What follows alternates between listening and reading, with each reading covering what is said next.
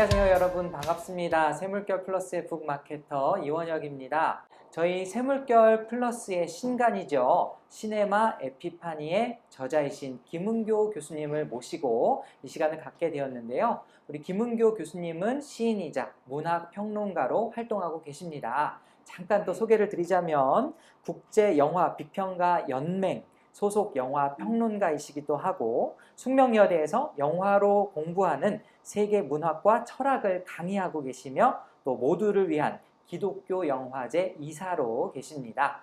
이 시간 잠깐 인사드려볼까요? 교수님 안녕하세요. 네, 안녕하세요. 네, 반갑습니다.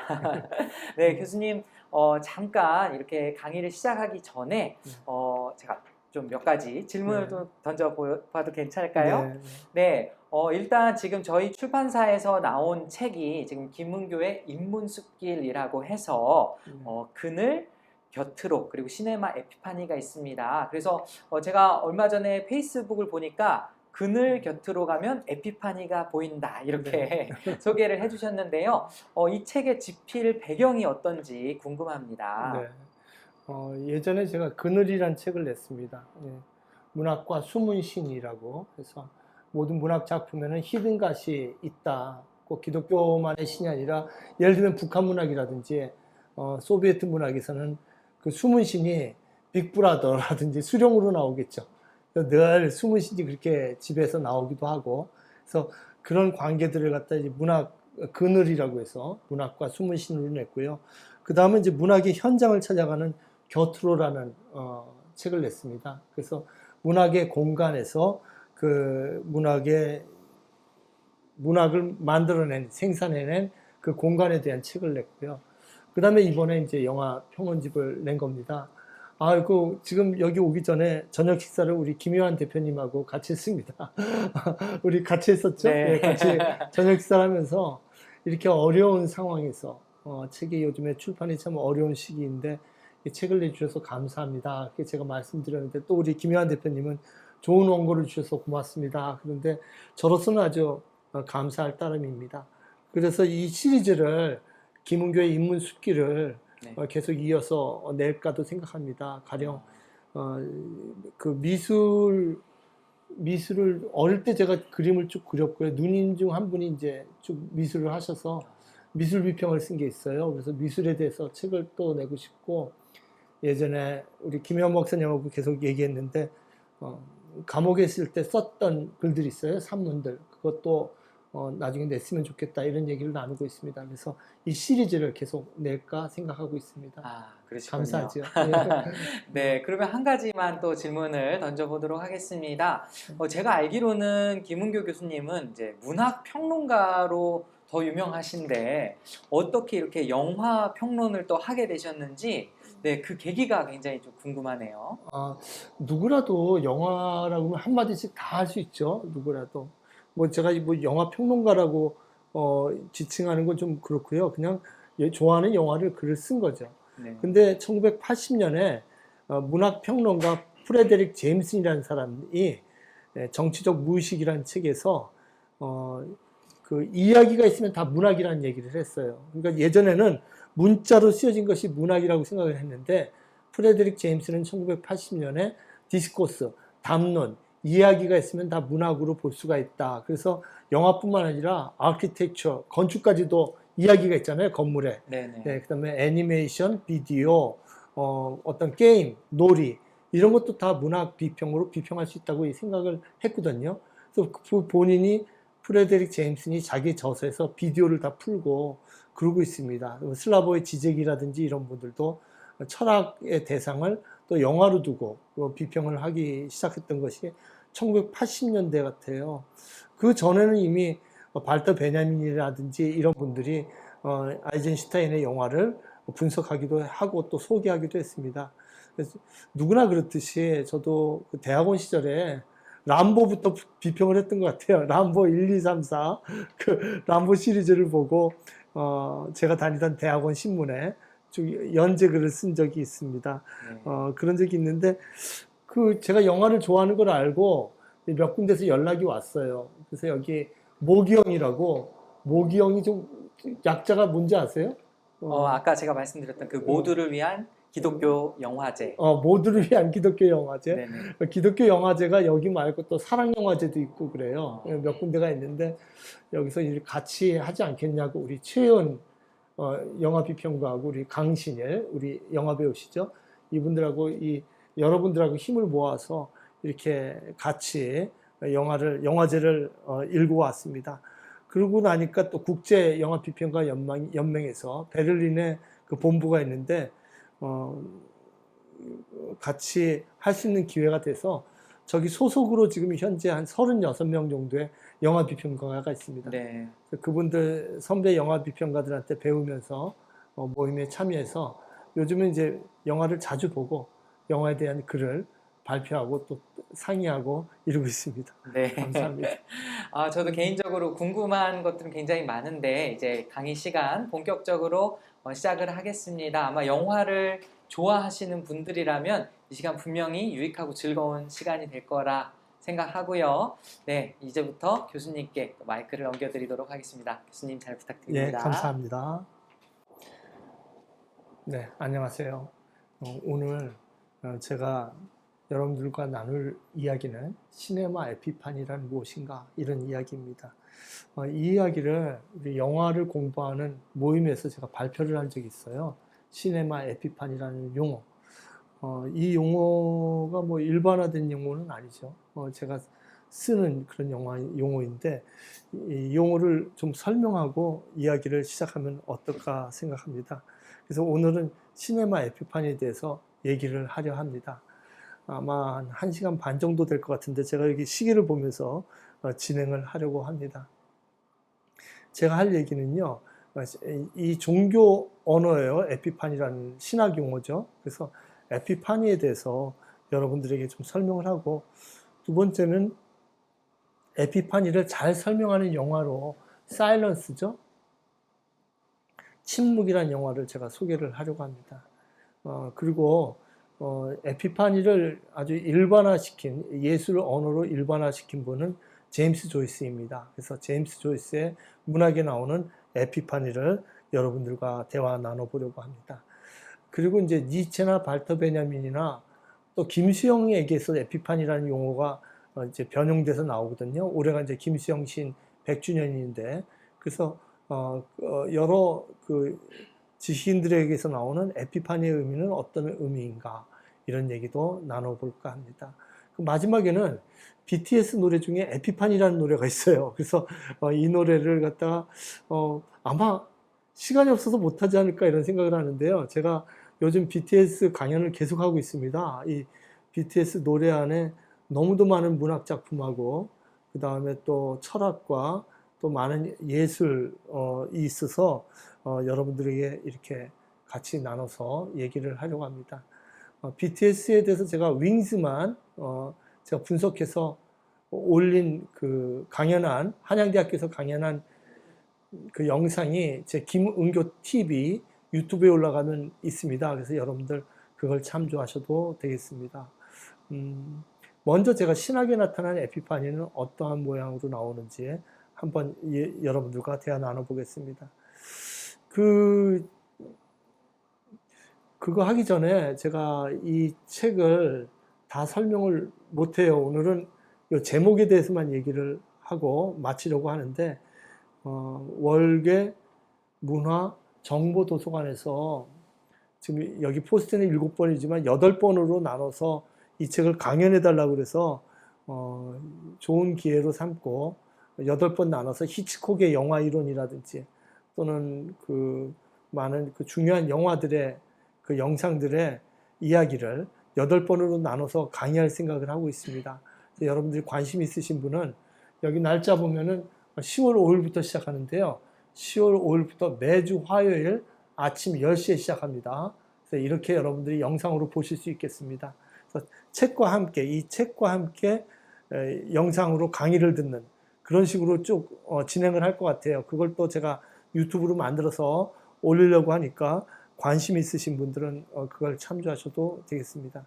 그러면 신학에 나타난 에피파니는 무엇인지 우리 한번 보시겠습니다. 저 시네마 에피파니라고 하고 밑에 제가 그 페이지를 적어놨거든요. 그래서 책을 갖고 계신 분은 327페이지에 있습니다. 327페이지에 그 밑에 책 가지고 계신 분들은 책을 보시면 되겠습니다. 에피파니의 어원은 나타난다라는 말이죠. 현현이라고 하는데 현현. 그러니까 현재 나타난다는 것이죠.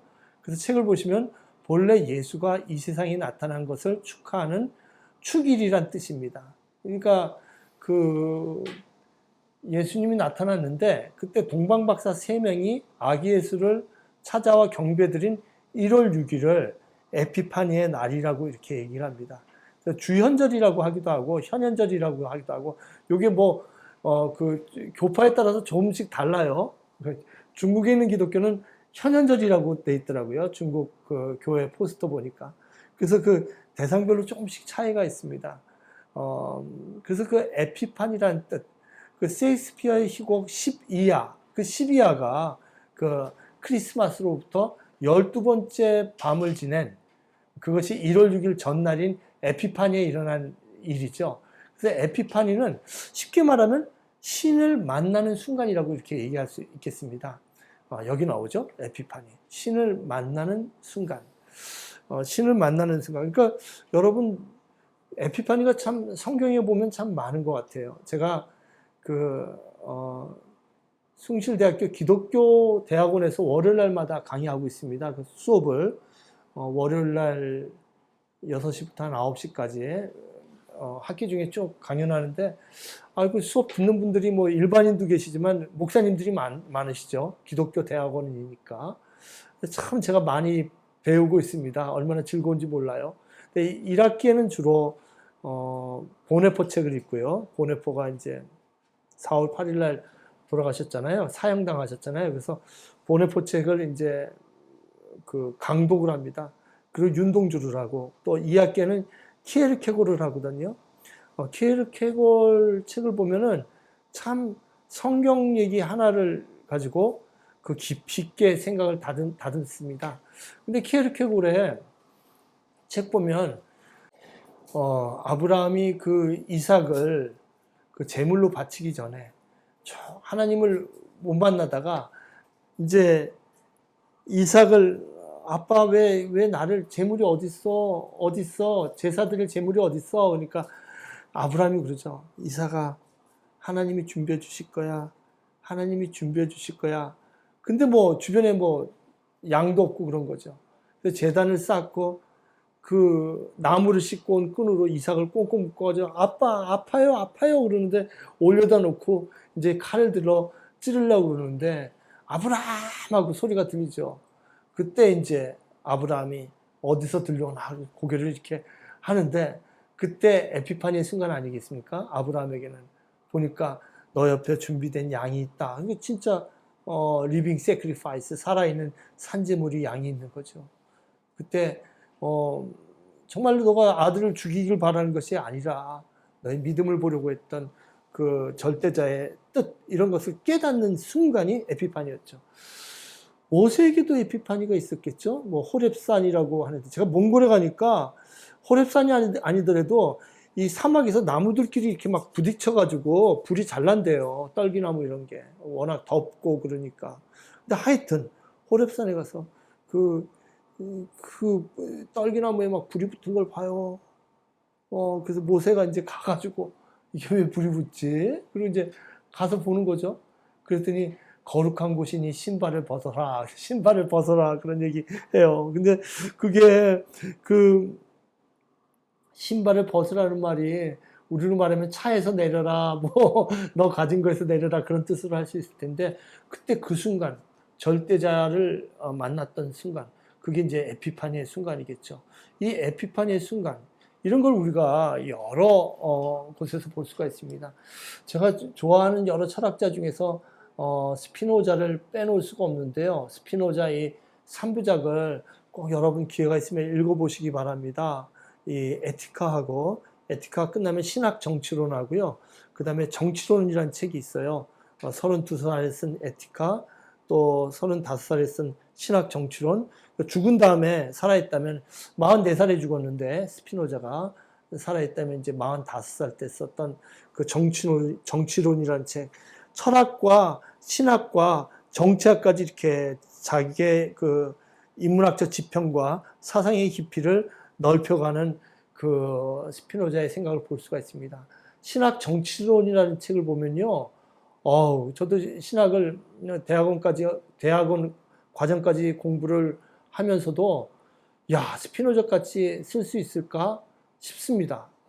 굉장히 정말 깊이 있게 신학 정치론 보면 성경에 나타난 그 시대 최고도의 그 성서 신학을 스피노자가 발휘합니다.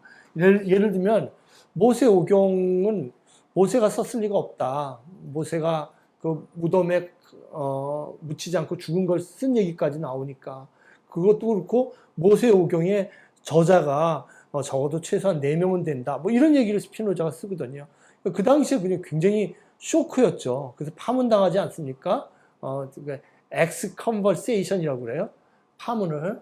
그러니까 X. 그러니까 대화를 하지 말아야 될 대상이라는 거죠. X 컨버세이션. 말도 스피노자하고는 대화도 하지 말아라. 그래서 평생이 안경을 깎다가 이 스피노자가 돌아가지 않습니까? 이 대학교에서 교수 자리도 나오지만 그 스피노자가 스피노자 그 신학 정치론에 보면 이 얘기가 나와요. 1장에 보면은 하나님은 계시가 오직 이미지들만을 통해서 성립한다는 것은 그 역대기상 21장에 분명히 나와 있는데 신은 직접 자신을 인간에게 전할 수 있다. 왜냐하면 신은 어떤 신처적 매개를 사용하지 않고서도 자신의 본질을 우리의 정신에 전달할 수 있기 때문이다. 근데 뭘로 전달하느냐고 그러냐면요. 스피노자는 이미지로 계시해서 전달할 수 있다고 얘기하거든요. 야, 저는 이거 영화 이론 아닌가요? 영화야말로 우리 영상, 비주얼 아트, 이 영상으로 모든 걸 전하잖아요. 스피노자는 우리가 느끼는 계시는 하나의 이미지로 든다는 거죠. 우리 관음보살 하는데요. 관음이 뭔다는 무슨 뜻이죠? 관자는 볼관자고 음은 소리를 듣는다는 얘기예요. 진짜 앤서, 진짜 응답은요, 그냥 목소리로 되는 것이 아니라 보여줘요. 그 창세기에 보면은 이렇게 이루어지는 과정을 그냥 빛이 있으라 그 빛이 있던 걸 눈으로 보여주잖아요. 그냥 진짜 응답은 그냥 눈앞에서 현시된 거, 이미지로 보여준 거. 그게 진짜 계시죠. 그 계시가 하나님은 이미지를 통해서 자연의 그 깊이를 보여준다는 얘기를 스피노자가 쓰거든요. 근데 저는 거기서도 여기서도 에피파니가 이어지지 않은가 이런 생각을 했습니다. 그 에피파니의 얘기를 우리가 이제 여러 가지로 얘기하는데 그 보네포 있지 않습니까? 보네포. 지난 학기에 이제 1학기에서 두 책을 강독을 했습니다. 우리 숭실대 기독교 대학원에서 나포게 나를 따르라 하고 그다음에 성도의 공동생활 그 두 책을 강독하고 그다음에 또 윤동주를 하면서 한 학기를 지냈는데요. 여기 보면 나를 따르라에 보면은 그 후에 예수께서 나가서 레위를 하는 세리가 세관에 앉아 있는 것을 보시고 나를 따르라 하시니 여기서 이제 나를 따르라는 구절이 나와요. 근데 여기서도 이제 나를 따르라 1장에 보면은 그 유명한 구분이 나오잖아요. 치프 그레이스하고 익스펜시브 그레이스. 그러니까 값비싼 은총과 싸구려 은총 이게 나오는 거죠. 그러니까 우리 예를 들면요. 교회에서 뭐 이렇게 아니면 교회가 아니더라도 아프리카에 10,000원씩 보내면서 온갖 나쁜 짓을 하는 거예요. 그러면서도 나는 아프리카에 매달 10,000원씩 보낸다. 선한 사람처럼 생각하고 그것이 정말 그야말로 사실은 치프 그레이스인데 싸구려 은총으로 살아가는 건데 그거 아니라는 거죠. 진짜 은총은 그야말로 예수와 더불어서 예수의 삶을 살아가는 거 그건 정말 힘들거든요. 그렇게 안 따라간다는 거예요. 그걸 1장에 나와요. 나를 따르라. 아주 최고의 고전이죠. 그래서 여기서도 계시를 보면 우리가 이제 조직 신학을 공부할 때 뭐 계시의 종류를 뭐 2가지로 하기도 해요. 그 제너럴 리빌레이션에서 일반 은총이라고 해가지고 뭐 여기 김균진 교수님의 조직신화책이 여기 세물교 플러스에 나와 있지만 그 책 일본에 그렇게 나와 있어요. 김균진 교수님의 조직신학책. 거기 보면 그렇게 나와 있죠. 일본의 그 하나님의 계시는 일반 계시. 그러니까 지금 새소리 들리고 매미 소리 들리고 이거 너무 좋잖아요. 이거 다 축복이라는 거죠. 근데 스페셜 리빌레이션은 정말 그야말로 목소리가 들린다든지 직접 뭔가 우리가 피부에 느끼게끔 하는 그런 계시가 있다고 하죠. 자, 그런 계시를 우리가 받는 순간 그걸 다 우리가 에피판이라고 표현할 수 있는 거죠. 자, 근데 그 에피판의 순간을 제 최대로 잘 설명한 영화가 있어요. 그게 이제 사일런스, 예? 사일런스입니다. 1631년 무렵에 일어났던 이야기죠. 엔토 슈샤코의 침묵입니다. 침묵. 아, 요즘에 일본 생각하면 저는 참 마음이 아픕니다. 저는 96년부터 2009년까지 일본에서 살다가 왔는데요. 저는 요즘에 그냥 한 달에 한 번이 아니라 일주일에 한 번씩 그냥 일본이 이렇게 막 침체되는 게 그냥 보여요. 수치상으로. 그냥 여러 수치상으로. 야, 일본 나라가 어떻게, 그러니까 결정적인 것이 일본 국민의 문제가 아니라 이건 환경의 문제입니다. 정말 우리 제레미 다이아몬드가 총균세에서 뭐 환경 문제를 얘기했지만 그 환경 문제 이전에 공무원들이 아주 부패되어 있거든요. 그 정치가들이, 특히 국회의원들이, 자민당, 지민토들이. 야, 그 공무원들이 부패돼 가지고 일본 사람들이 이렇게 지금 어려움을 겪고 있는데 일본 생각하면은 그 일본의 그 성경이란 책이 제대로 기름을 못한 거죠. 그 이야기를 엔토 슈샤쿠가 이제 썼습니다.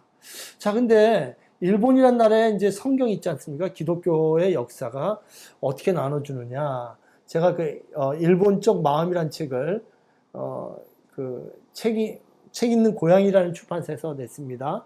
일본 쪽 마음. 거기에도 종교 얘기가 좀 나오는데요. 3차로 이렇게 나눌 수가 있어요. 첫 번째는 일본은 그 영주들의 봉건 영주들이 기독교를 받아들이죠. 도쿠가와 이에야스라든지 임진왜란 때 우리로 말하면 이제 국목 같은 사람들이 같이 들어왔죠. 신부들이 임진왜란 때 벌써. 1차가 그렇고요. 그 2차는 지식인의 그 기독교였습니다. 그러니까 주로 우찌무라 간조로 대표되는 지식인의 종교였죠. 그래가지고 뭐 삿포로 밴드라든지 요코하마 밴드, 이 밴드라고 그러는데 나가사키 밴드라든지 거기 성경 공부 모임이 있었던 거예요. 거기 뭐 온천이라든지 이런 데 온천 같은 데 빌려서 3박 4일, 4박 5일 성경 강해를 우찌무라 간조 같은 사람이 하는 겁니다. 그 다음에 이제 세 번째가 국가 종교로서의 기독교가 된 거죠. 국가 종교.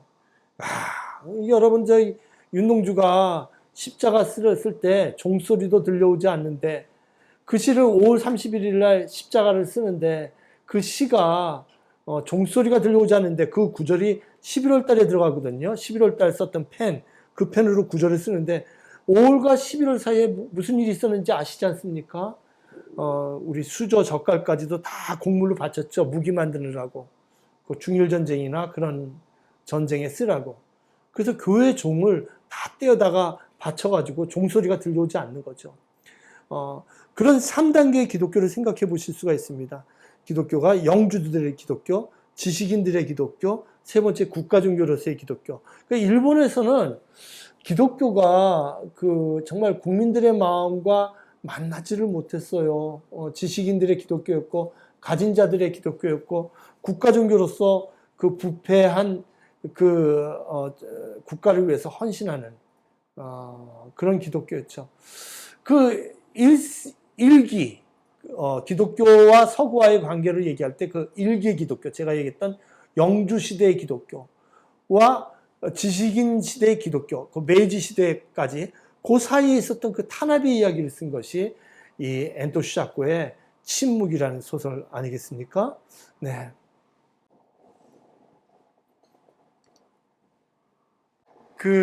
저는 이제 일본에 96년에 유학을 갔는데 이 영화를 잘 이해를 할 수가 없었어요. 근데 유학 가가지고 거기 이제 기독교나 이제 성당을 제가 체험하게 된 거죠. 일본에 가서 성당을 하면서 지금도 그래요. 일본 사회에서 개신교와 카톨릭과 할 것 없이 성경에 나오는 교리를 따른다는 것은 안 내도 될 또 하나의 세금을 내는 거예요. 손해예요. 일본은 이제 일요일 날 다 행사를 많이 하거든요. 국가시험이나 국제학술대회도 이제 일요일 날 하고, 아이들 운동회도 일요일 날 하는 경우가 많아요. 그 다음에 이제, 저도 이제 그 일본 대학교에서 가르쳤지만, 일요일 날 하는 행사들이 꽤 많아요. 물론 이제 외국인 교수라고 해가지고 많이 면제를 시켜주기는 하지만, 일요일 날 많이 행사를 했기 때문에 교회를 다니거나 성당을 간다는 것은 안 내도 되는 세금을 한 번 더 내는 기분이에요. 뭔가 손해가 되고 그런 기분입니다. 15세기에 이제 자베르 신부가, 이 전설적인 신부죠. 이 자베르 신부가 말레이시아, 중국, 아프리카 할 것 없이 46살 때니까 굉장히 일찍 돌아가셨어요. 이 선교사가. 근데 이 선교사가 이제 일본까지 영향을 미치게 됩니다. 그래서 전 세계에 이제 이 카톨릭 교회를 전파시키는데, 여기서 이제 영화 보시면 후메 이렇게 나오잖아요. 후메, 밟아 그렇잖아요. 후무가 밟다인데 밟아 그게 이 영화 보는데 계속 나와요. 저는요, 그 영화가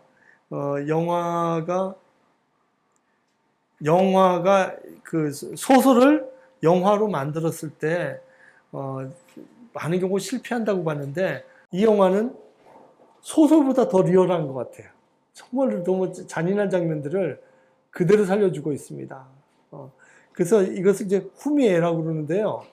이거죠. 여기에 이제 이야기가 나옵니다.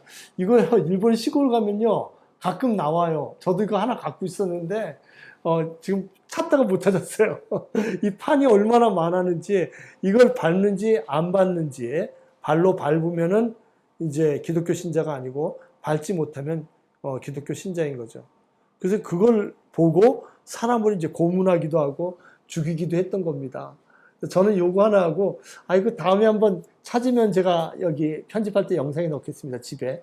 또 뭐가 있냐면요, 이 예수의 십자가하고 천주 그 마리아상이라든지 이걸 갖고 있으면 또 잡혀가지고 죽거든요. 그러니까 그걸 갖다가 못 알아보게 석가처럼 비슷하게 만든 것들이 많아요. 시골에 가면 그걸 자주 살 수가 있어요. 그냥 여행 다니다 보면 또 옛날 집 가면 그런 게 이제 골동품 집에 그런 게 아주 많아서 그것을 몇 개 사가지고 연구실에 그것을 두고 이렇게 복원했습니다. 이 후미에는 후무가 밟다라는 뜻이죠. 밟는 그림이라는 뜻이에요. 밟는 그림. 발로 밟는 그림. 1612년에 에도 막부 초대 쇼군이었던 도쿠가와 이에야스가 키리스탄을 금지하기 시작했어요. 키리스탄을 금지하기 시작해가지고 뭐 전쟁들이 많았습니다. 굉장히 많이 죽고요. 그런데 이제 1629년에 후미에를 밟게 해서 그다음 배교를 확인하는 방식이 시작된 게 1629년입니다. 그게 거의 한 200년 정도 가요.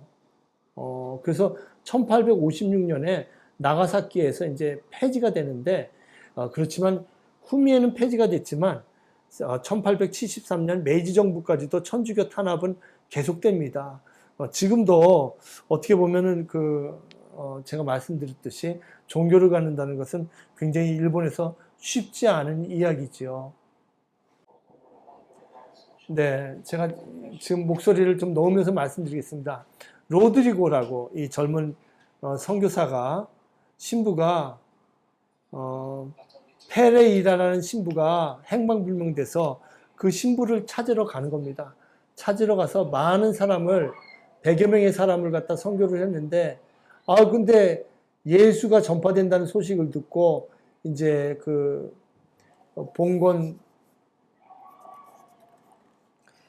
사무라이들이 와가지고 사람들 잡아서 저렇게 태워 죽이기도 하고요. 그리고 물에 빠뜨려서 죽이기도 합니다. 이걸 이제 로드리고가 멀리서 보죠.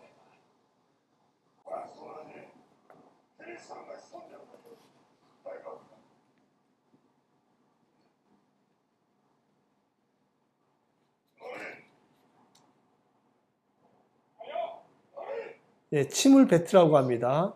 침을 뱉으면은 이제 기독교를 배교한 사람이고, 침을 뱉지 않으면은 이제 주로 고문을 해서 죽이죠.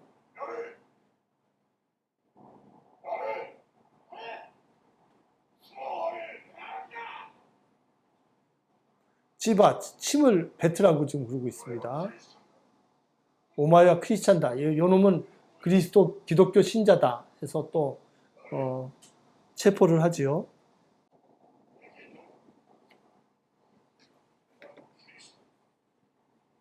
이놈도 기독교 신자다. 요놈도 기독교 신자다. 그래서 이제 저렇게 이제 바닷가에 묶어 놓는데요. 밀물과 썰물이 있잖아요. 밀물과 썰물이 있어서 물이 바닷물에 잠겨서 죽게 만드는 거죠. 그래서 그걸 다 다른 기독교 신자나 주민들 보게 만들어서 기독교를 믿으면 어떤 고통이 있는지 이렇게 알게 하는 것이죠. 저 할아버지가 죽기까지 하나님을 찬양합니다. 소설에서 보면 찬양하고 옆에서 있는 그 동네 분이 지금 이분이 걱정하지요. 하나님, 카미사마,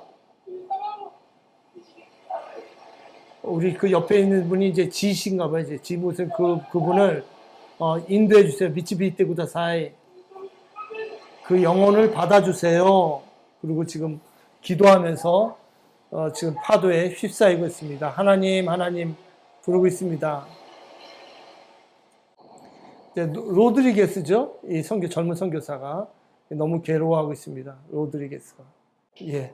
그래서 지금 여기 보면 운젠 온천이라고 이제 온천 지역이 있는데, 여러분 제가 가끔 이 코로나 시대에는 지금 못 하고 있는데, 제가 1년에 2번 정도로 저와 함께 이제 세계 문학 기행을 제가 안내를 같이 하고 있습니다. 그래서 여기 갔다 오신 분도 지금 몇 분 계시네요. 그 유럽 지역에 저랑 같이 갔다 오신 분도 있고, 제가 그 지역 가서 강연도 하고, 그리고 여기 지금 우기옥 선생님 카톨릭 신자인데, 우리 우기옥 선생님은 이거 잘 아시겠어요, 그죠? 우리 우기옥 선생님은 여기 들어오신 분들 제가 이렇게 이름을 보는데, 우리 우기옥 이사장님은 카톨릭 신자로 더 많이 이걸 더 잘 많이 아실 것 같아요.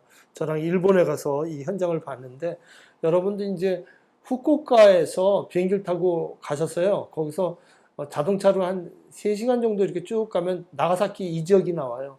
그래서 이 지역을 버스에서 내려가지고 거기서 이제 1박을 하고, 그 다음날부터 하루 종일 이렇게 돌아다니면요.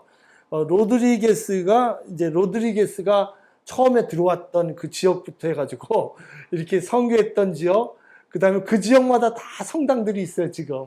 그래서 그 성당들을 다니면서 그 다음에 여기 운젠, 여기요. 고문받았던, 이 지역. 이거 뜨거운 물이죠. 이건 뒤어서 죽는 겁니다. 네. 운젠 지역. 여기도 이제 관광할 수 있게 돼 있어요. 그래서 실제 다, 거기를 답사하면서 엔도 슈사코가 소설로 쓴 거죠. 그래서 마지막에 이렇게 쭉 가면 마지막 지역에 다 그 엔도 슈사코 침묵 기념관이 있습니다. 바다는 이렇게 맑은데, 이렇게 정말 어떻게 이렇게 슬플 수가 있습니까? 이렇게 썼죠. 지금 댓글 보니까 우리 유지영, 우리 일본 문학 하시고 일본어 가르치시는 우리 유지영 선생님 들어오셨네요. 역사책에서 일본 막부가 얼마나 일본 천주교도들을 잔인하고 혹독하게 탄압했는지 읽고 마음이 아팠던 기억이 납니다.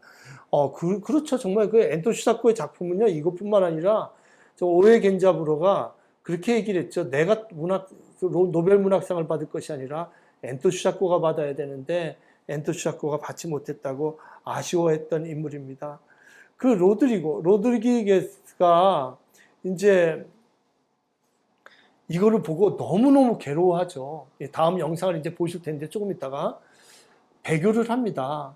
근데 이게 뭐냐면요. 이게 에피파니의 순간이라고요. 아까 신학적 에피파니의 순간. 이게 사람들을 갖다가 계속 죽이는데 로드리게스가 지금 보잖아요. 근데도 잡혀가가지고요. 이 논쟁을 해요. 논쟁을 하면서도 당신들은 내 신앙을 받아들이게 될 것이다. 1500년간 예수님의 복음은 어느 로마도 균열을 시키고 모든 예수님의 사랑이 다 모든 지역에 들어갔다 이렇게 막 얘기를 하니까 일본 제후들이 그냥 쇼군들이 웃어요. 이렇게 웃어요. 그래서 누가 이기나 보자 하고 어떻게 하냐면요. 사람 여기 있지 않습니까? 이 귀 뒤 여기다 구멍을 뚫어요. 이 귀 뒤에 구멍을 뚫어가지고 거꾸로 매달아가지고 그 피를 밤새도록 흘리게 해서 말려 죽이는 겁니다. 근데 그 로드리게스가 그 감옥에 이렇게 있는데 밤새도록 돼지 우는 소리가 나요. 꿀꿀꿀꿀 같은 이런 소리가 나는데 이게 어디서 나는지 몰랐죠. 나중에 그걸 보여줘요. 이 영상으로 보실 텐데요. 거꾸로 매달려 있어요, 사람들이. 그래서 피가 여기서 다 이렇게 나와가지고 피가 다 뽑혀서 말라서 죽는 겁니다. 예, 말라서 죽어가지고 그 얘기입니다. 이제 영상으로 한번 보시겠습니다. 페레이라 신부를 이제 찾았어요. 페레이라 신부를 찾았더니 배교인인 상태예요. 일본 여자랑 결혼하고 있고. 근데 페레이라 신부가 이제 얘기를 해주는 겁니다. 저기 지금 사람들 거꾸로 매달려 있잖아요. 다 묶여가지고. 예. 그래가지고 이제 페레이라 신부가 설득을 하죠. 하나님과 복음은 그런 것이 아니다. 저 사람들을 살리기 위해서 자네 때문에 몇백 명이 죽는데 자네가 배교를 하는 순간 저 사람들은 다 살려준다. 그러면서 이제 얘기를 해요. 그래서 이제 할 수 없이 로드리게스가 너무너무 충격을 받죠. 그리고 후미에 앞으로 갑니다. 후미에 앞으로 가는데 그때 예수님의 목소리를 들어요. 밟아라. 너희에게 밟히기 위해 나는 존재한다. 이제 너의 생명은 나와 함께 있다. 밟아라. 그 말씀을 지금 듣는 겁니다. 이게 에피파니의 순간이죠. 너무 명확하게 지금 에피파니를 정확히 설명하고 있어요. 이런 그 에피파니의 순간인데요. 여러분들 꼭 한번 가톨릭 신자나 기독교 문학에 관심이 있으신 분은 나가사키 여행을 한번 가시기 바랍니다. 저는 이제 갔을 때 후쿠오카에서 비행기에서 내리자마자 3시간 나가사키 가가지고 거기 가서 가톨릭 재단에 그 굉장히 값싼 다다미층 3층 집이 있어요. 그래서 거기서 같이 해가지고 거기서 한국과 일본의 기독교 작가들이 이걸 가지고 이제 세미나를 했습니다. 이 침묵하고 저는 또 윤동주 발표를 하기도 하고 그렇게 진행했던 기억이 나요. 그래서 최고의 침묵 연구가 그 나가사키 대학교 교수가 이제 문학기행 안내도 하고 같이 대화를 했습니다. 나가사키가 엄청나게 더워요. 그런데 여기서 보면은 제가 이 침묵을 푼 글은 제 책 그늘이란 책에 실려 있습니다. 그늘에 그 침묵에 대해서 실려 있거든요. 그래서 네, 그늘 보시면 지금 이 영화 비평에는 제가 상세히 안 쓰는데 그늘에 보시면 이제 침묵에 대한 글을 제가 썼습니다. 가벼운 인생의 무거운 요구라는 글이 있습니다. 여기 보면 그늘을 참조하시면 되겠습니다. 제가 이 글에 썼던 얘기를 조금 할게요. 침묵에서 얘기하는 건요, 심층 종교를 믿는 신앙을 얘기하는 거예요. 표층 종교. 표층 종교는 그야말로 종교의 형식적인 요소 이런 거지만 여기서 얘기하는 진짜 신앙은 하나님께서는 정말 뭘 원하셨겠는가. 심층 종교로 겉으로 봤을 땐 배교지만 이 배교행위를 통해서 사람들을 구했거든요. 이게 참 쉽지 않은 거죠. 이 신앙이란 것이 과연 어떤 것인지. 자, 한번 영상을 또 한번 보시겠습니다. 그래서 이제 배교를 했는데 일본 여자랑 결혼도 했거든요. 그래도 늘 이렇게 테스트를 해요. 다시 밟으라고. 그래서 정기적으로 체크를 하죠. 정말로 요시 좋다. 잘 밟았다. 그런 거죠. 요시 잘 밟았다. 맞대. 기다려. 뭔가 이상한 거예요. 보니까 이제 제가 말씀드렸던 그런 이제 돌로 만들거든요. 조그매요. 저도 갖고 있었는데요. 어떻게 보면 석가 같은데 석가같이 만들었어요. 돌로 만든 거죠. 자기처럼 만들기도 하고 예수의 형상을 못 알아보게끔 이렇게 만들어 놨어요. 얼마나 이제 일본 사람들이 그걸 갖고 싶었으면 신앙을 지키려고 또 끌려가죠. 네. 됐다 있게 데리고 가. 데리고 가라고 이제. 네. 네.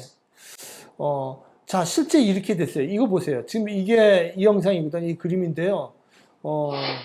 이렇게, 아주 자주 신앙을 확인하고, 이게 성경에서 보면 이거 아닙니까? 베드로가, 새벽에 이제 그 예수님을 3번 부인을 하자 새벽에 이제 새벽에 3번 다구는 소리가 들리지 않습니까? 누가복음 23장에 나오는 얘기인데요. 이것처럼 소설에서도 그렇게 써요. 밟아도 좋다. 내 아픔을. 이렇게 해서 신부가 성화에 발을 올려놓았을 때 정말 거짓말처럼 아침이 밝고 멀리서 닭이 울었다. 이렇게 나오거든요. 소설에서도. 그러니까 그 영화의 장면을 이렇게 패러디 시킨 것이죠. 그래서 이 소설을 보면은 어떻게 보면 새로운 신앙의 회복이에요. 이렇게 얘기해요. 로드리게스가. 나는 그들을 배반했을지 모르지만 결코 그분을 배반하지는 않았다. 예수 그리스도를 배반하지 않고 지금까지와는 아주 다른 형태로 그분을 사랑하고 있다. 내가 그 사랑을 알기 위해서 오늘날까지 모든 시련이 필요했던 것이다. 나는 이 나라에서 아직도 최후의 카톨릭 신부이다. 이렇게 얘기를 하고 있거든요. 이거 영화에서도 이 구절이 그대로 나와요. 그대로 나와요. 그리고 그분은 결코 침묵하고 있었던 게 아니다. 비록 그분이 침묵하고 있었다 하더라도 나의 오늘까지의 인생은 그분과 함께 있다. 이렇게 얘기를 하죠. 예. 이 마지막 장면 보겠습니다. 영화의 마지막 장면인데 굉장히 중요하니까 꼭 보시기 바랍니다.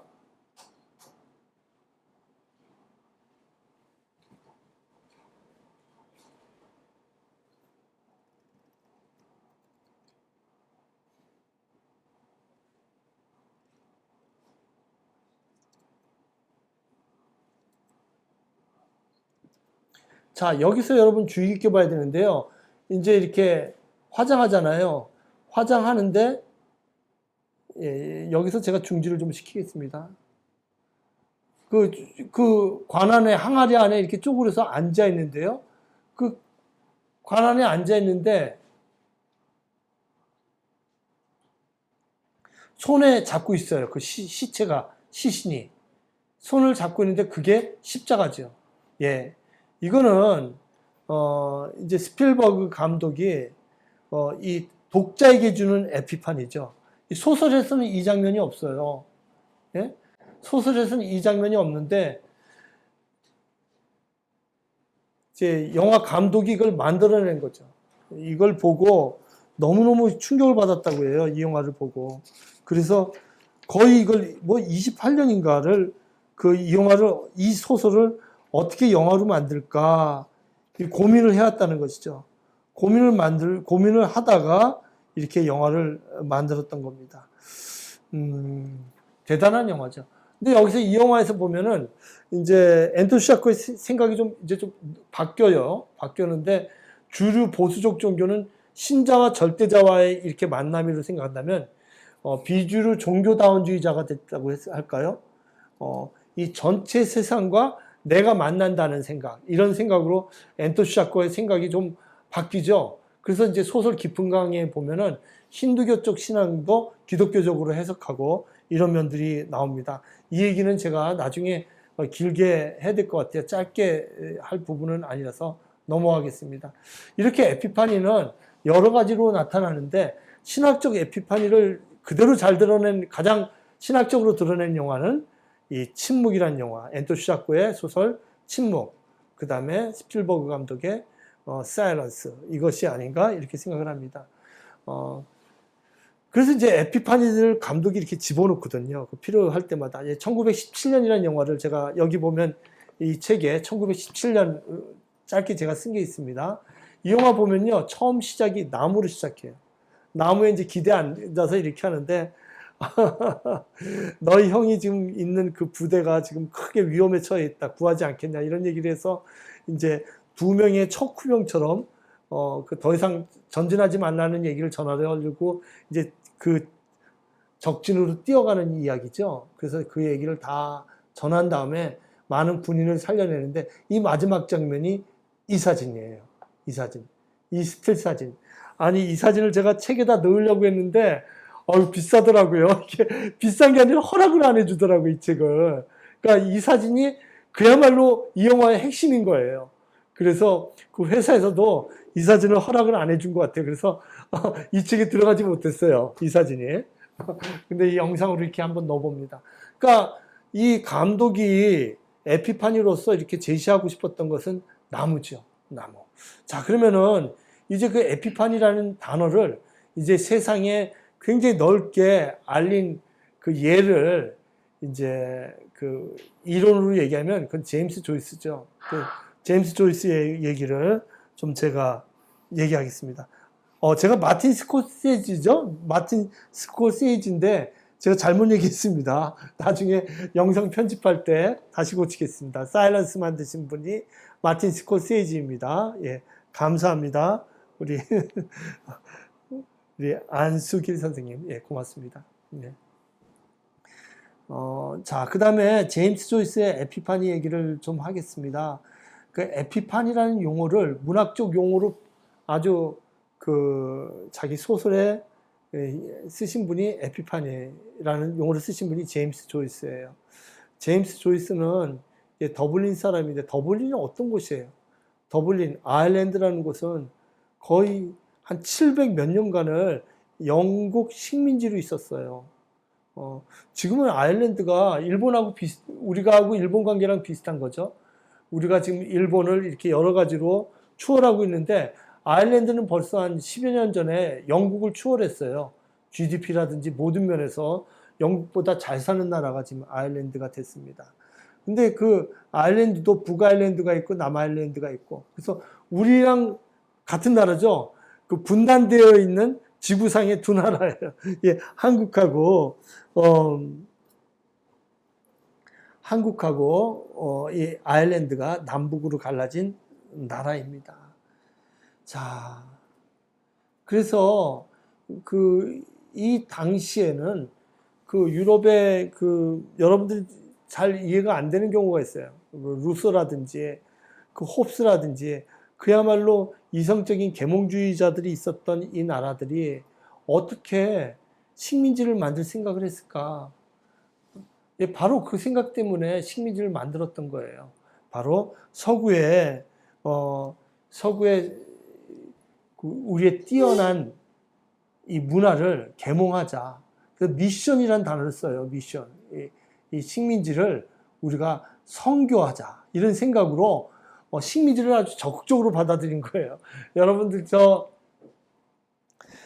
에드워드 사이드의 오리엔탈리즘이라는 책 보면 나오지 않습니까? 그 1장에 그 나폴레옹이 이집트 정벌 할 때 이집트 학이라는 그 학술지를 만들어서 학자들이 연구하게 만들어요. 그래서 이집트는 미개한 나라니까 그 나라에 우리가 그 문명을 전달해야 된다. 이런 생각으로 아주 적극적인 의미를 가지고 이집트를 프랑스군들 이제 그쪽으로 아프리카에 진군한 거 아닙니까? 그래서 이제 이 더블린에 이제 그 아일랜드를 점령을 하는데요. 아일랜드에 블랙 포테이토라고 그러거든요. 블랙 포테이토 사건.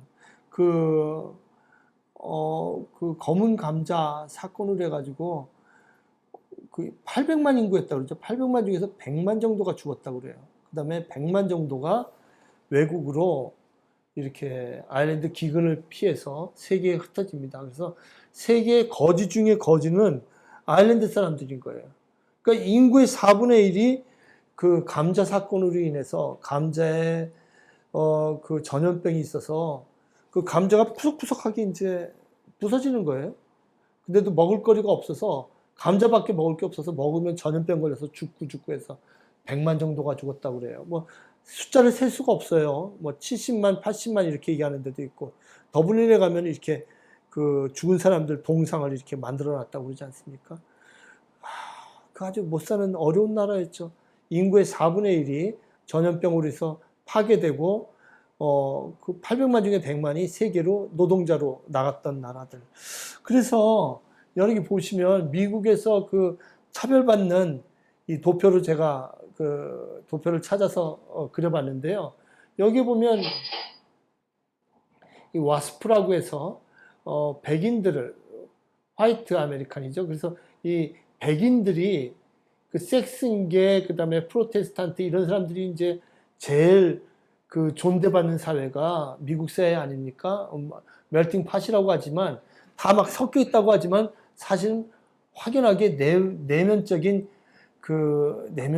계급이 돼 있는 나라가 미국 아니겠습니까? 근데 여기서 보면은 여기에요.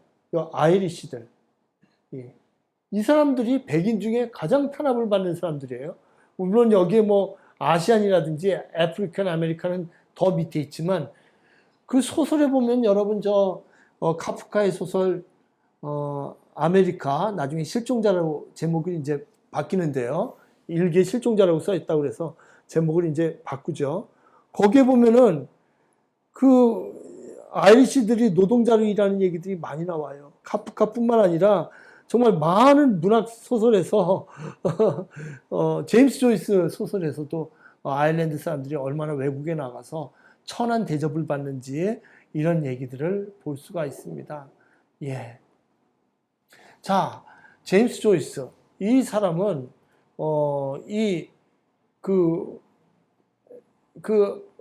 마음 아픈 아일랜드의 상황을 소설로 남긴 사람들이에요. 그래서 1914년에 더블리너를 씁니다.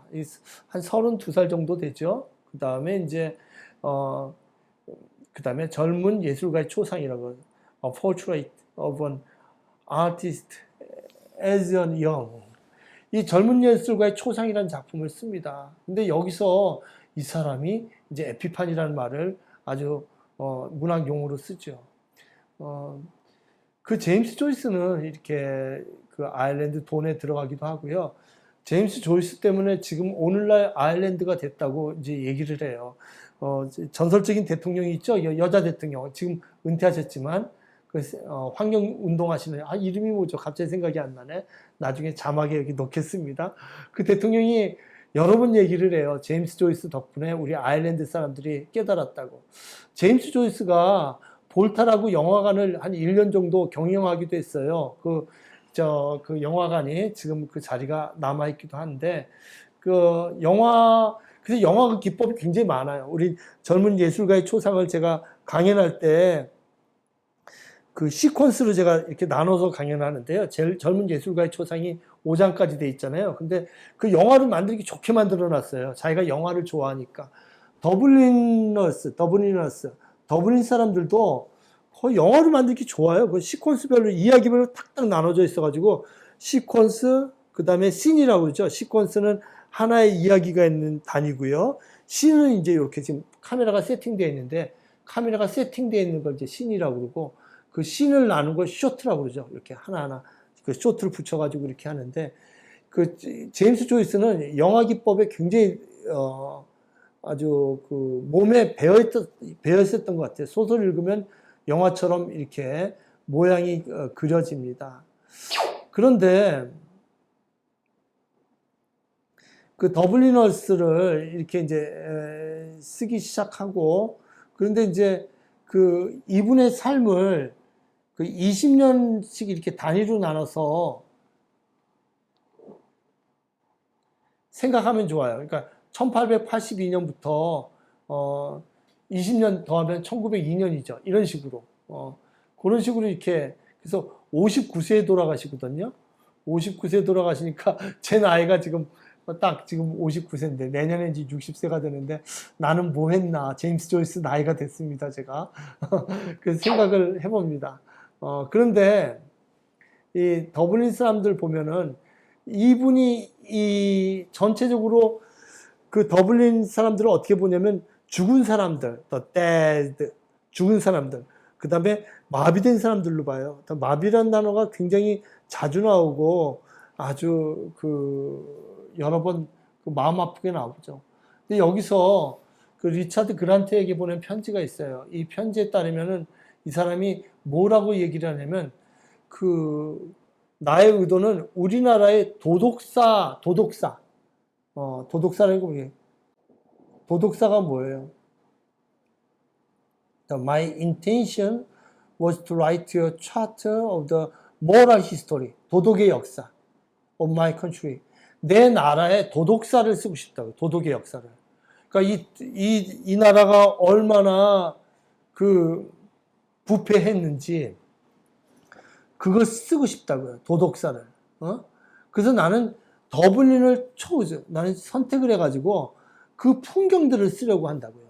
그 도시들이 나에게 얼마나 패럴리시스, 마비된 중심지지, 세계사 속에서 마비되어 있는 거예요. 움직이지도 못하고, 여자들, 남자들 다 꿈이 없고, 남자들은 술만 퍼마시고, 서로 집에 오면 아이들 때리고, 이런 얘기가 더블리너예요, 다.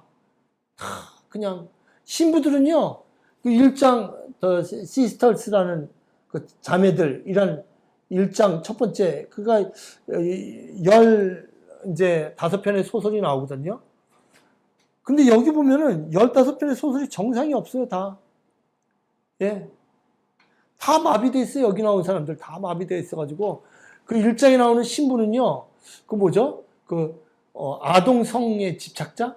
아동에 보면은. 꼴초에다가 교회에서 이렇게 봉사하는 아동을 어떻게 마비시켰는지 얘에게 아주 평생 고통이 될 만한 제임스 조이스의 체험이겠죠? 그런 아픔들, 이런 것들이 많아요. 그래서 제임스 조이스는 이 마비된 사회에 우리가 어떻게 이 마비된 사회를 이겨나가는가, 거기다 그걸 에피파니로 넣은 거야. 소설 끝마다 다 에피파니가 있어요. 너무 재밌어요. 그 에피파니를 잡아내는 것이 이분 소설을 읽기입니다. 예. 그래서, 이 에피파니라는 것이 굉장히 중요한데, 그래서 여러분들 요걸, 저는 강의할 때, 1시간에 하나씩 강의할 수밖에 없어요. 이게 의미가 깊어서 이걸 한 번에 읽고 토론하는 건 불가능해요. 이 더블리너라는 책은 저는 그래서 8주에 나눠서 강연을 했어요. 이번에 아이파크에서 제가 8주로 나눠서 강연을 했는데, 여기서도 제 수업을 들으신 분이 몇 분 계시네요. 2개씩 이제 해서 나가면 됩니다. 근데 이 15개가 이제 차일드후드, 어릴 때 얘기가 이제 에라비까지 이제, 에러비는 지금도 있죠. 에러비는 아라비아 마케팅, 아라비아 시장, 이런 걸 에러비라고 그래요. 그러니까 더블린 애들이 얼마나 탈출하고 싶으면 여기 이런 시장에 잘 가는 거예요. 그 아랍 시장에. 우리 저 건대 쪽에 가면은 중국인 거리들이 있더라고요. 근데 이제 얼마 전에 제가 캐나다 2년 전에 갔더니 거기도 아랍 시장이 있더라고요. 아라비아. 근데 거기로 가서라도 도피하고 싶은 마음. 그러니까 어떻게 하든지 더블린을 탈출하고 싶은 마음. 그 둘 중에 하나예요. 더블린을 탈출하는가 아니면 여기서 마비되어 살아가는가. 이런 그 아픔을 겪고 있는 도시가 더블린이라고 할 수 있겠죠. 그 다음에 이제 어덜러선스, 청소년, 주벨리언. 그 청소년 시기라고 하는데 이 어덜러선스가 우리하고 좀 청소년이라고 번역하면 안 되는 것 같아요. 이게 대학교 시절까지 포함되더라고요. 이 외국인 이 제임스 조이스의 소설에 보면은. 그래서 이제 4번부터 7번까지의 이 이야기들이 청소년 시절에, 그러니까 대학교 한 20대 초반까지라고 할까요? 그때까지 겪었던 이야기들을 이렇게 한 편 한 편 썼습니다. 별 얘기들이 다 있어요. 여기 보면은. After the Race라고 있죠? 5번째. 이건 이제 경주가 끝난 다음에라는 소설인데, 유럽의 많은 독일, 프랑스, 돈 많은 나라들이 자동차 경주를 더블린에서 해요. 더블린은 자동차 만들 기술도 없는데. 근데 그때 그 자동차들을 끌어오고 지금 도쿄올림픽처럼 그거 할 때 중간에서 또 돈을 엄청나게 먹는 거예요. 그게 우리 친일파처럼 친형파 애들이 있어요. 그래서 여기 보면은 이제 After the Race 보면은 그거 끝나고 나서 친형파의 아들, 딸들이 얼마나 타락한 생활을 하고 지들끼리 돈이 많아가지고 포트에서 생일 파티를 하고 이런 얘기들을 이제 쓴 거죠. 네.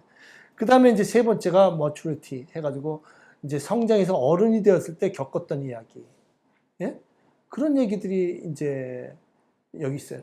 그래서 그 중에 하나인 제가 8번에 A little cloud, 작은 구름이라는 얘기에 나오는 에피파니가 뭔지 한번 여기서 좀 얘기를 좀 나눠보려고 합니다. 근데 그 이분은 이제 에피파니를 뭐라고 했냐면요. 여기 다시 돌아가면은 나는 그것을 그 마비의 중심가로 봤는데 네 번째 줄입니다. 나는 그것을 유년기, 청년기, 성년기 및 공공생활이라는 네 양상으로 나누어 무관심한 대중에게 제시하고자 했다. 근데 이게 이제 제가 이번에 8번 강의하면서 느낀 건데 이게 고전이란 게 대단한 것이 이 아일랜드 얘기가 오늘 우리 읽는 것 같아요. 오늘 우리 한국 사람이 읽어도 우리가 마비된 걸 우리가 볼 수가 있어요. 우리 모습을 보는 것 같아요. 정말 이 정치계나 이런 것들이. 그래서 그 정말로 이 양심에 정말 그 마비된 사람들, 이런 사람들을 지적하는 것이죠. 그래서 나는 그것을 쓰는데 대부분 아주 그 비속의 문체를 써서 그것들을 갖다 쓰려고 했던 거죠. 비속의 문체를. 그래서 이 얘기를 씀으로써 우리나라의 그 마비된 사람들을 정신적으로 해방시키는데 나의 소설의 목적이 있다. 이렇게 썼거든요. 그래서 그 보면은 천박한 언어로서 meanness라고 지금 나오죠. scrupulous, 천박한 문체로서, 그죠? meanness. 그 아주 아일랜드 사람들이 쓰는 그 말투 그런 걸 살려가지고 사투리라든지 게일 사투리라든지 그걸 해가지고 표현하고 있어요. 그래서 완벽한 번역은 불가능한 책인데 여기서 제가 A Little Cloud 요 한 편만을 제가 여러분들에게 나누려고 합니다. 이 더블린이란 축축하고 그 어두운 도시 이야기를 이렇게 한번 보겠습니다. 제임스 조이스는 마비라는 단어를 갖다 paralysis, paralyzed, 더블린에 사는 사람들은 다 마비되어 있다. 그래서 뭐라고 썼냐면 여기 이렇게 썼죠. 밤에 유리창을 쳐다볼 때면 나는 의뢰 마비라는 단어를 속으로 가만히 되뇌었다. 그러나 문득 그 얼굴이 마비로 죽었다는 생각이 떠오르더니 그 성직 매매자의 죄를 사해주기라도 하려는 듯이 나 또한 희미한 미소를 짓고 있는 것을 느꼈다. 그래서 마비라는 단어가 여러 가지 표현으로 이 소설에 계속 나옵니다. Paralysis of Dublin. 더블린 사람들은 마비되어 있고 정신적으로는 이제 완전히 죽어 있는 거죠. 그죠? 그래서 이 마비된 사람들이 어떻게 해야 되느냐? 그 깨달음의 순간을 줘야 된다. 그걸 이제 에피판이라고 했던 거죠. 그 아까 제가 쭉 설명하지 않았습니까? 신학적으로 깨달음의 순간은 신학에서 얘기하는 에피파니는 예수님을 만난 순간, 현현한 순간. 근데 그것뿐만 아니라 아까 모세 얘기했듯이 모세가 호렙산에서 떨기나무에서 하나님을 만나는 순간, 또는 그 아브라함이 이삭을 통해서 하나님의 목소리를 듣는 순간, 이런 순간이었는데 제임스 조이스는 그 순간의 이야기들을 완전히 문학으로 바꿔버린 거예요. 그래서 지금 얘기하자면 깨달음의 순간, 이런 의미로 받아들인 거죠.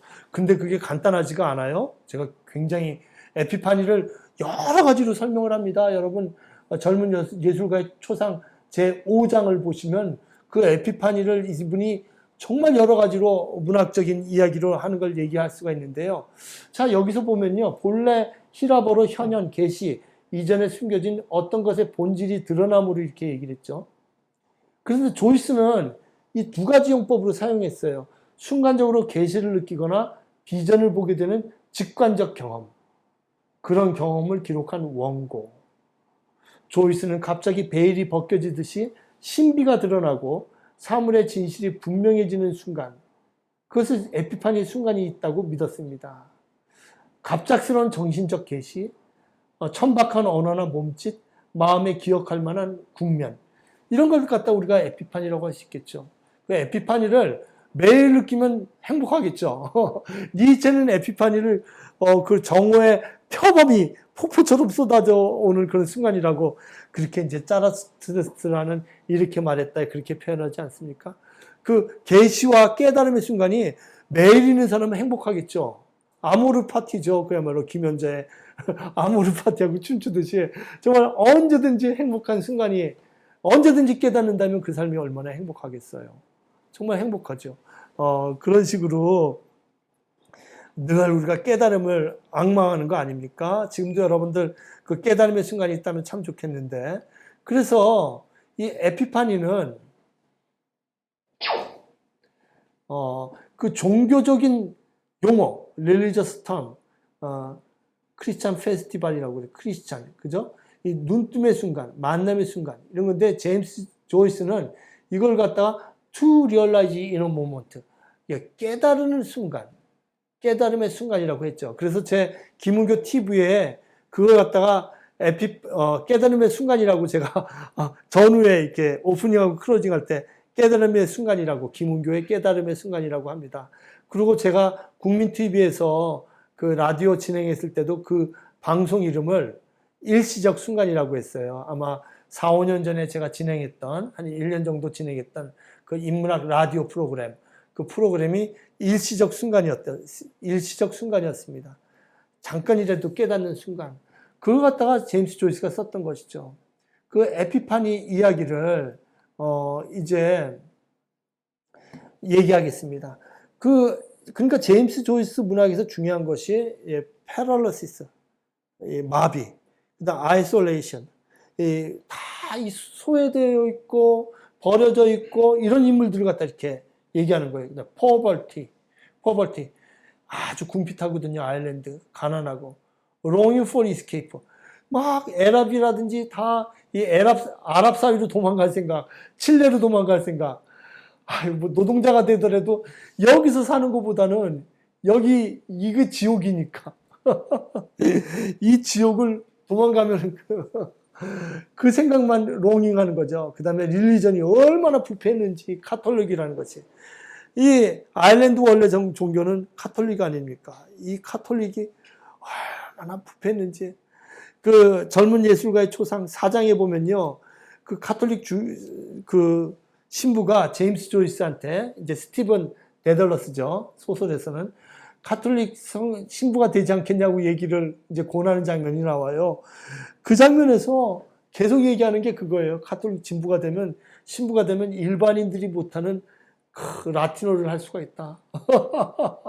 일반인들이 못하는 강단에 올라가서 권위 있게 얘기할 수 있다.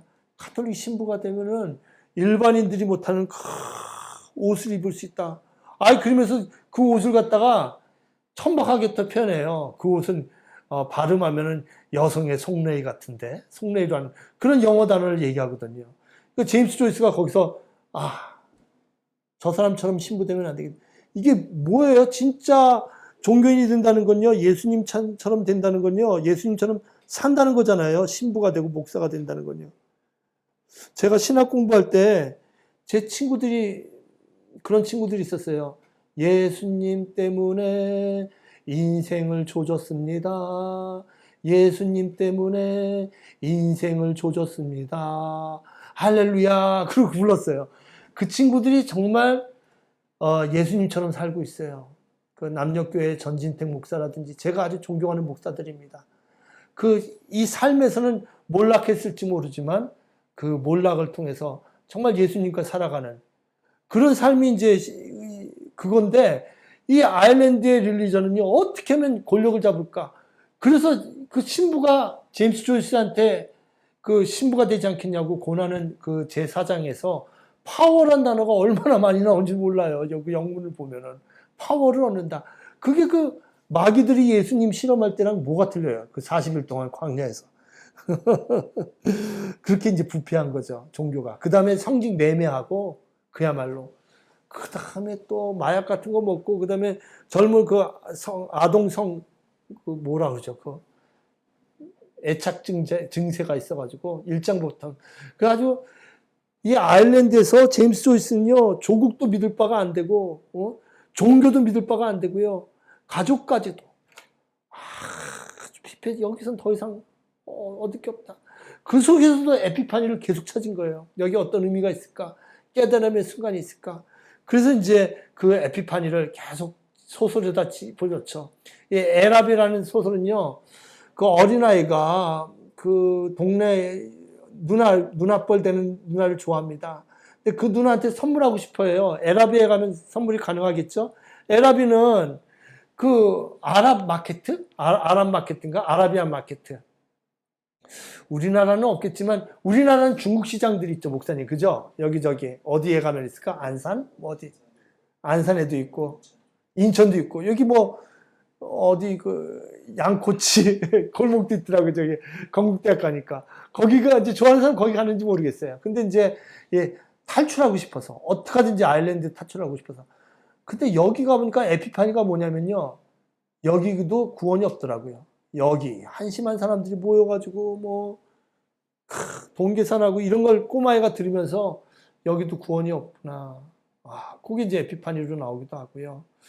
제임스 조이스가 이제 에라비 소설이죠. 경주가 끝난 후 아까 제가 얘기했던 거죠. 그 자동차 한 대도 못 만드는 이 나라에 그냥 막 독일, 영국, 프랑스, 이탈리아 이런 자동차 만드는 나라들이 자동차 경주를 더블린에서 합니다. 아일랜드에 와가지고 그 여기서 술 먹고 지들끼리 좋아하고. 근데 이 친형파 자제들은요 여기서 얻은 이제 돈 가지고 보트에서 뭐 파티하고 그러죠.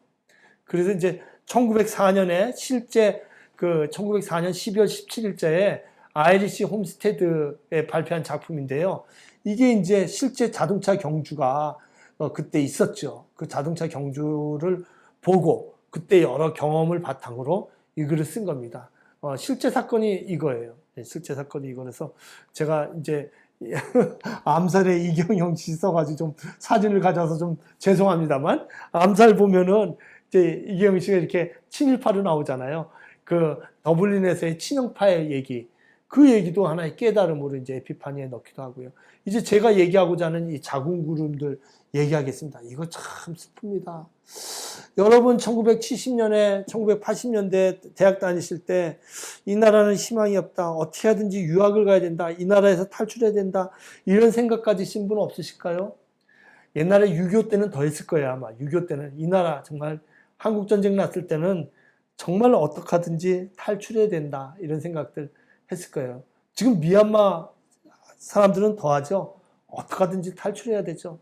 근데 그 얘기가 여기서 나와요.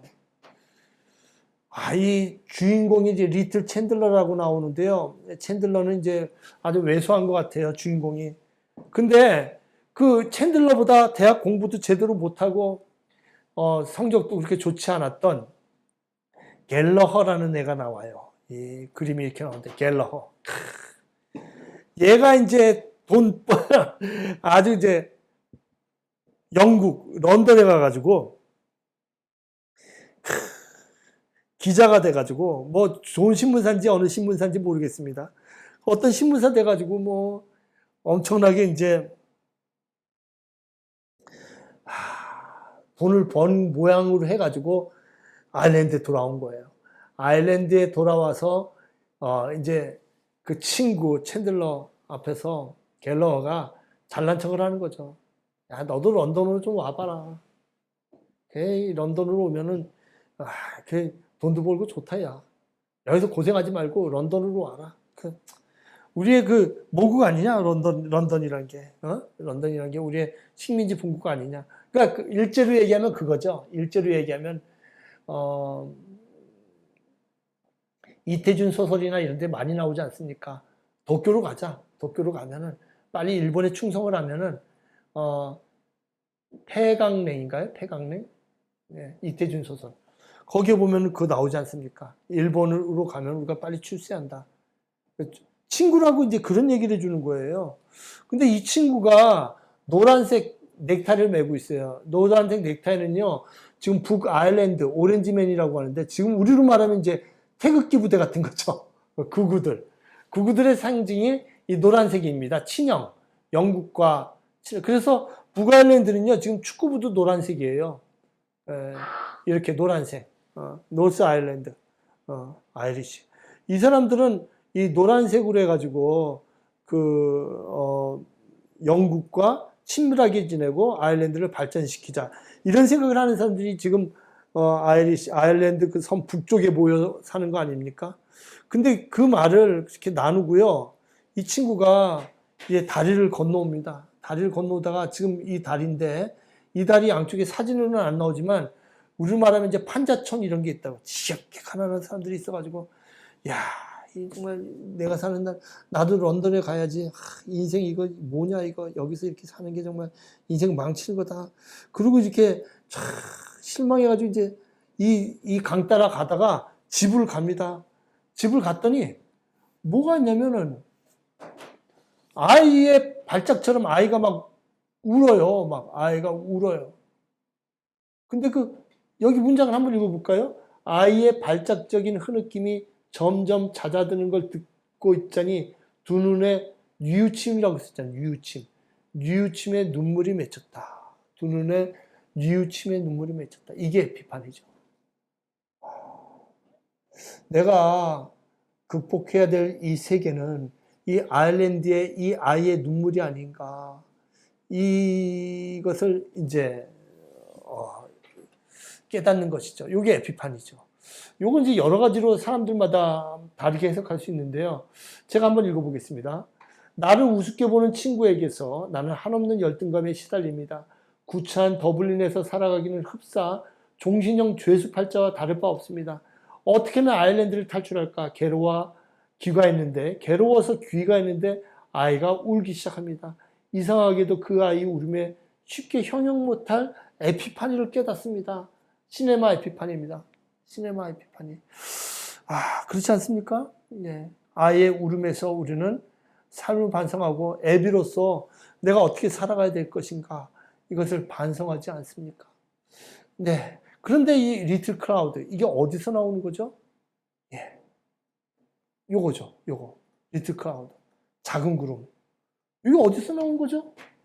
엘리야 열왕기상 18장 44절에 나오잖아요. 일곱 번째 이르러서는 그가 말하되 바다에서 사람이 손만한 작은 구름이 일어나나이다. 이르되 올라가 아합에게 말하기를 비에 막히지 아니하도록 마차를 갖추어 내려가서서 하라 하나이다. 이게 뭐 비가 안 오는 거예요. 비가 안 오고 계속 이제 가뭄에 기다리는 비가 안 오고. 그 이게 이제 이게 어떻게 되나? 엘리야가 있는데 거짓 예언자들하고 대결을 하지 않습니까? 네? 그 거짓 예언자들이 다 불타서 죽고 뭐 이러지 않습니까? 그래도 비가 안 와요. 그래도 비가 안 와. 성경에 보면요, 곧바로 비가 온 게 아니에요. 그 싸워서 이겼는데도 비가 또 안 와요. 비가 또 안 와가지고 있는데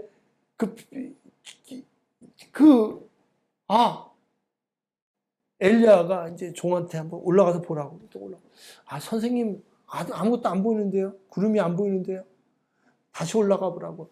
일곱 번째 이렇게 올라갔다 내려갔다가 일곱 번째 보니까 쫙 바다 끝에서 손바닥만한 작은 구름이, 사람 손만한 작은 구름이 탁 떠 있는 거 보는 거예요.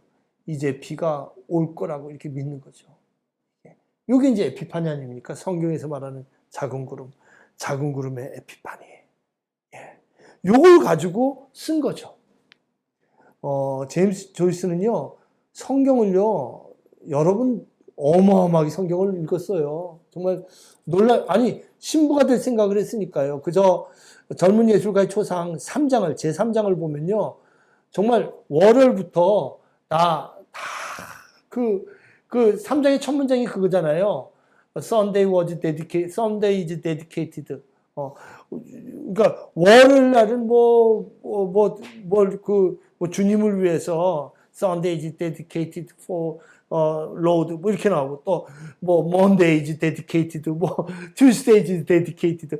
다 내가 아니라 I dedicate가 아니라 나라는 존재가 없어지고 내가 일상이 된 거예요. 그러니까 요일이 돼가지고 주일은 뭘 위해서 헌신하고 화요일은 뭘 위해서 헌신하고 수요일은 또 성령을 위해서 헌신하고 완전하게 그래가지고 7가지 그 수련을 했던 사람이에요. 이 사람이. 그래서 이 사람의 그 에피판이라는 것은 그야말로 구름이 보이는 그 종교에서도 이렇게 많이 부패해 있는 거죠. 부패해 있는데 그 속에서 이 지금 젊은 예술가의 초상에 보면은 여기도 제3장에 아주 큰 에피파니가 나타나죠. 네. 젊은 예술가의 초상 보면 이름이 데달라스예요. 그물을 뚫고 비상하라. 이거 아닙니까? 이제 독수리처럼 데달라스. 그 의미가 있는 건데요. 그 스티븐은 뭐예요? 스티븐은 우리 스테판이 있지 않습니까? 성경에 나오는 스테파노스. 그 이름을 갖다가 이렇게 따가지고 소설할 때 그걸 또 이제 쓰지 않았습니까? 그 제임스 조이스가 성경을 읽고 스테판, 우리로 말하면 스테반이라고 그러죠. 한글 성경에. 그 스티븐이라고 하는데 그 이름으로 소설을 발표하기도 하고 그랬죠. 자기는 어떤 예술가이지만 예술을 어떤 순교자적인 예술을 했던 것이죠. 그래서 이 사람은 의식의 흐름이라는 방법으로 또 글을 쓰기도 하고요. 또 어릴 때 이제 클롱우드라는 곳에서 이제 그 아주 부자였을 때 어릴 때는 어마어마한 학교 이렇게 사면이 잔디밭으로 그 럭비장이 몇 개씩이나 되는 그런 데서 공부를 하다가 갑자기 집이 망하죠. 망해가지고 아주 조그만 학교로 갑니다. 그래서 1장에는요. 그 1장에서 아까 이 큰 학교 클롱 여기요. 클롱고즈 학교에서 여기서 이렇게 좋은 교육 시스템인데요. 이게 이제 제임스 조이스가 체험했던 거죠. 근데 여기서 갔더니 애들이 왕따 해가지고 화장실 있지 않습니까? 화장실 옆에 그야말로 그 시궁창에도 박혀버리고요. 아니, 책을 읽는 과제를 있는데 과제를 못한 거예요, 제임스 조이스가. 눈이 잘 안 보여가지고. 안경을 아예 하고 부닥쳐가지고 안경이 깨졌거든요. 그래서 이제 눈이 안 보인다고 했더니 신부가 거짓말 한다고, 신부가 제임스 조이스가 거짓말 한다고 제임스 조이스를 막 회초리로 때린 거예요. 그때 제임스 조이스는 느껴요. 이 카톨릭 교육에는 희망이 없다고. 카톨릭 교육은 희망이 없다고. 그래서 그 교육은 희망이 없다고 1장에서 이 에피파니가 뭐냐면요. 식당에서 애들이 이렇게 다 밥을 종처럼 줄을 서가지고 노예처럼 밥 먹을 시간을 기다리고 있는데 그 식당 옆에 조금만 가면은 교장 방이 있어요. 아무도 무서워서 못 가요. 근데 이 에피파니적인 행동을 하죠. 얘가 이 3페이지 정도의 그 마음의 흔들림이 한 2, 3페이지 정도 서술이 되어 있습니다. 내가 밥을 먹을 것인가 아니면 이 잘못된 교육을 얘기할 것인가 결심을 딱 해요. 그래서 그 복도를 따라서 교장 방으로 딱 들어갑니다. 교장 방으로 들어가서 교장한테 얘기를 해요. 제가 억울하게 매를 맞았습니다. 저는 진짜 안경이 깨져서 글자를 볼 수 없어서 읽을 거리 그 숙제를 못했는데 이유 없이 저는 맞았습니다. 이건 잘못됐다고 생각합니다. 이 얘기를 교장한테 얘기해요. 이게 이제 교육의 폭력을 스스로 깰 수 있다는 자신감을 가진 에피파니였죠. 그러니까 제임스 조이스의 사상은요, 저항적 개인주의라고 할까요? 약간 BTS랑 비슷해요. 개인주의이면서도 세계주의와 연결되어 있는 그런 이제 그 제임스 조이스의 그 삶을 1장부터 볼 수가 있습니다. 그래서 2장에서는 이 학교를 이전해서 이렇게 조그만 학교예요. 뭐 크지 않고 우리로 말하면 우리가 흔히 볼 수 있는 작은 고등학교죠. 우리도 이렇게 운동장이 작지는 않죠. 이 작은 고등학교로 중학교죠. 옮깁니다. 아까 해서 벨베데르 중고등학교 코스가 있는 거죠. 소학교부터 중고등학교 코스가 다 있는데 여기서 이제 우리로 말하면 중학교 과정을 겪습니다. 그래서 여기서 카톨릭 교육이거든요. 그러니까 이 카톨릭 교육이 여러분 정말 우리랑 비교가 안 돼요. 청소년기 3장인데 이 젊은 예술가의 초상. 근데 여기 보면 세븐 데들리 신이라고 자비에르 신부 있지 않습니까? 아까 얘기했던 이 자비에르 신부. 이분의 그 성취를 위해서 3박 4일간 피정을 해요. 리트리트. 피정이 말이 피정이지 애들을 고문하는 거예요. 이 3장 내용이 다 그거예요. 1장부터 해가지고 3장부터 3장 내용이 지옥이 어떤 것인지, 지옥이 어떤 것인지. 그래서 단테의 신곡부터 해가지고 아이들을 완전히 주입을 시킵니다. 지옥에 들어가면 어떻게 하고 너희들이 어떻게 하고. 그러니까 이 공포 마케팅 목회라고 있잖아요. 요즘 우리 한국 사회도 공포를 목회하는 누굽니까? 태극기 부대. 그 사람이 아주 빤스 목사라고 하는 공포 마케팅이 아주 대단한 사람이에요. 뭐 우리나라가 베네수엘라처럼 된다고 공포를 막 주입시키고 뭐 코로나 바이러스는 뭐 어떻다고 뭐 공포로 마케팅하는데 여기 아일랜드 신부들이 보면은 완전히 3일 동안 주입을 시켜 애들이 막 공포로. 근데 이 2장 말면서 제임스 조이스가 장학금을 받는데 이 창녀집에 가가지고 매춘부랑 순결을 읽거든요. 여기서 이제 설교를 들을 때마다 겁이 나는 거예요. 겁이 나가지고 설교를 듣고 집에 오면은 막 토하는 거예요. 겁이 나가지고 지옥에. 난 지옥에 가지 않을까. 방문에 들어가면 이게 얼마나 무서운지. 그래서 7가지 죄악, Seven Deadly Sin, 7가지 죽음의 죄악을 집중해서 이제 제3장에 나옵니다. 그 러스트라는 거, 프라이드, 오만, 엔비, 시기, 레스, 분노, 레이지니스, 게으르면 어떻게 지옥에 가 어떻게 하고, 그리디, 뭐 이런 것들, 그다음에 성욕 이런 것들, 이런 거를 하면 이제 어떻게 지옥에 가는지. 사실은 이걸 강의할 게 아니라 이 반대 있지 않습니까? 프린시플 버추라고 해가지고 아주 우리에게 주요한 그 덕목을 이걸 가르쳐야 되죠. 그죠? 프라이드, 교만 대신에 휴밀리티, 겸손이라는 걸 가르쳐주고 목회라는 것이 공포 목회가 아니라 아니면 2가지를 다 가르쳐준다든지 어벌레스 이거 대신에 제너러시티 이걸 가르쳐준다든지 엔비 그 시기심 대신에 카인드니스 온함을 가르쳐주든지 레스 분노 대신에 이 페이션스 이 인내를 가르쳐준다든지 러스트 이거 뭡니까 러스트 이게 욕심 아닙니까 욕심 예? 욕심 이거 대신에 이 체이스터티 이거 뭡니까 순결이죠 러스트가 그러니까 성욕 같은 거죠 열정 성욕 이런 거에서 체이스터티 하면은 뭡니까 순결을 얘기한다든지 그 다음에 뭡니까 글루터니 여기에 대해서 예, 템퍼런스 그 인내함을 가르쳐 준다든지 슬러스는 뭐죠 게으름에 대해서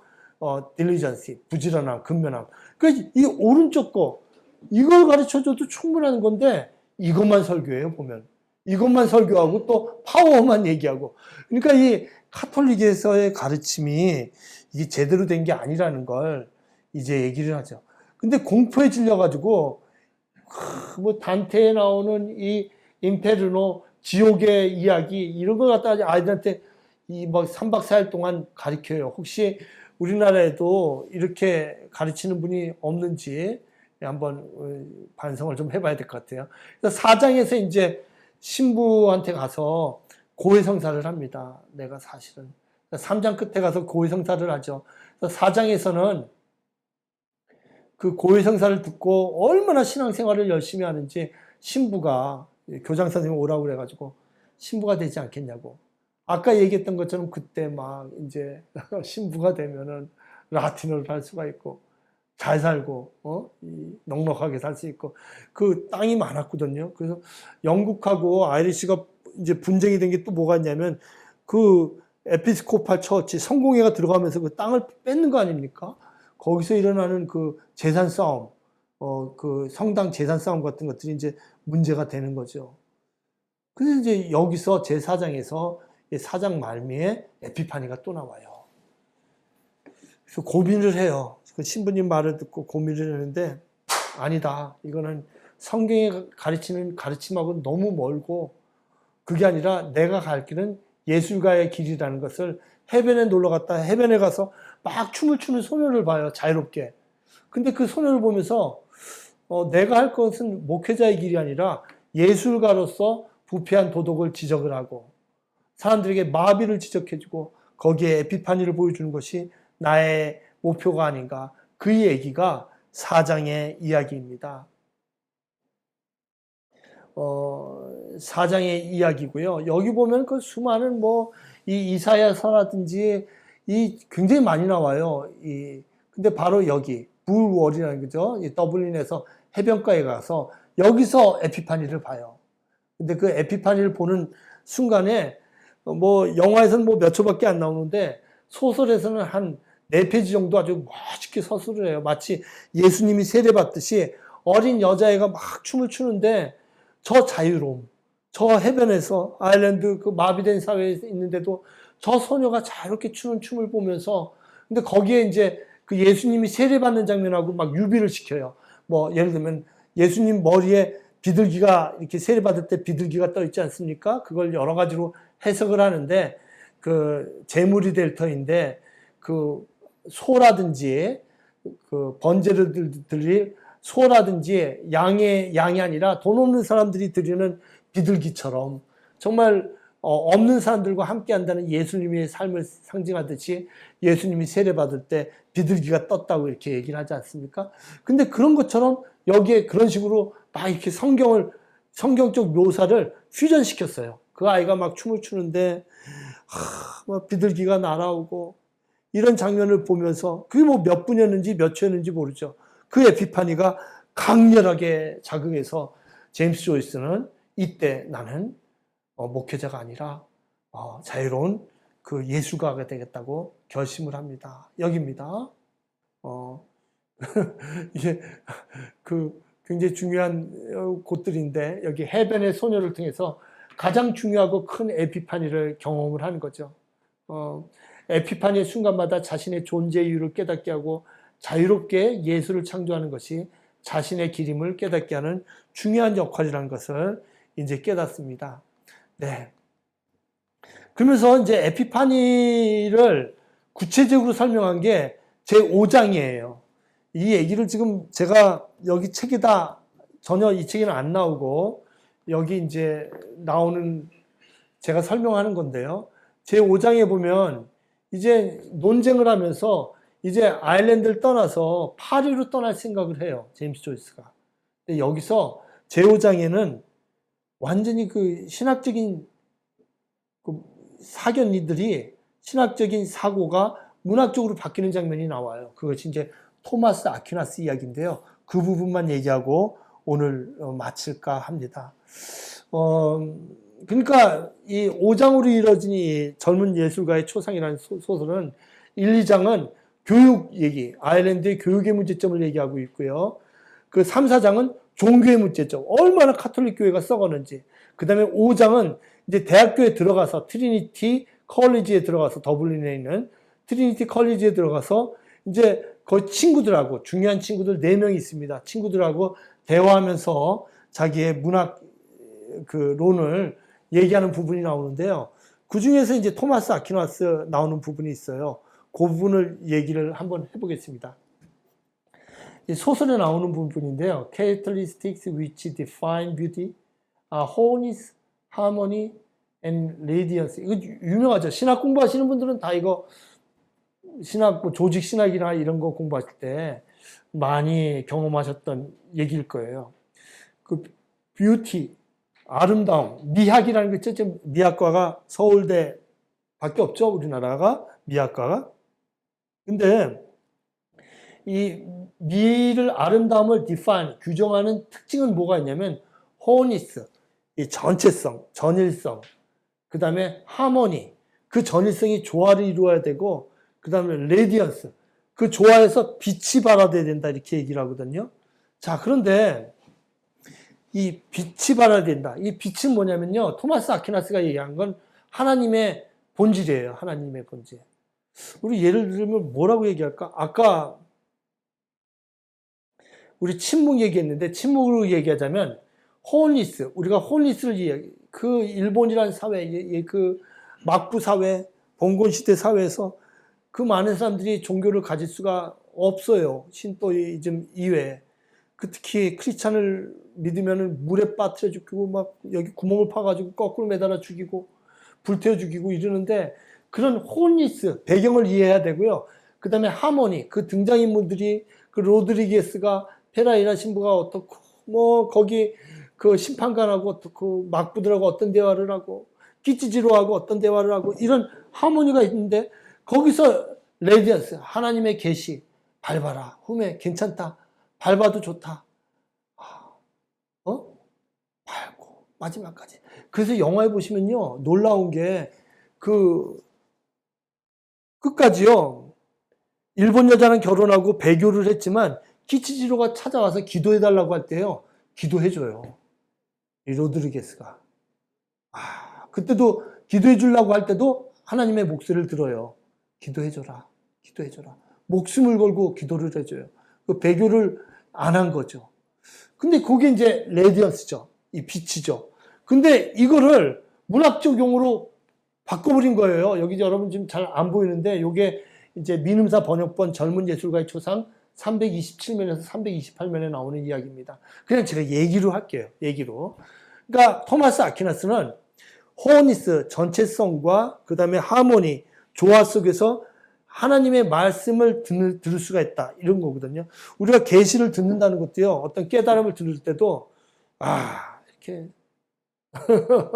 어떻게 얘기를 할까 어떤 그 넓은 어떤 배경을 체험하고 그 다음에 조화를 느끼면서 그 안에서 하나님의 말씀을 듣는다든지 어떤 자기의 판단력을 얻는다든지 이런 계시적 순간이 있지 않습니까?